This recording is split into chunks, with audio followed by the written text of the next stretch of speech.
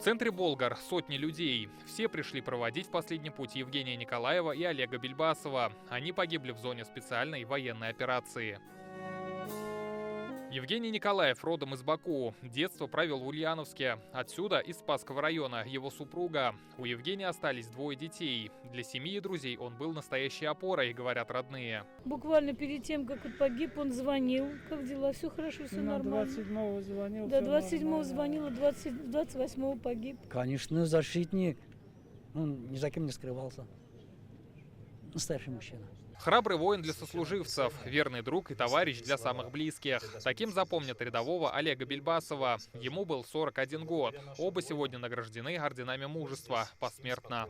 Они сделали свой осознанный выбор и до последней минуты были верны своему воинскому долгу, как солдат и как гражданин.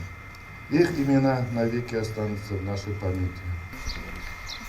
Ордена мужества сегодня вручили и родным Ивана Турова и Александра Усова. Прощальный митинг прошел в поселке Ким. Мы будем их помнить.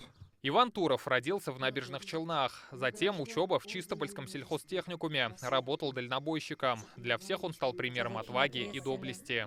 Когда он приходил в отпуск, я его спросила: сынок, как тебе легче идти? Сейчас или когда тебя только мобилизовали?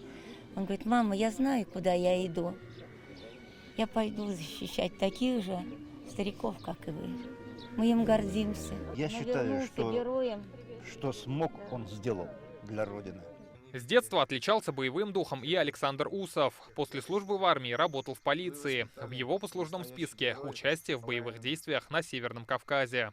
Если он что сказал, он свое слово сдержит, он обязательно поможет сделать.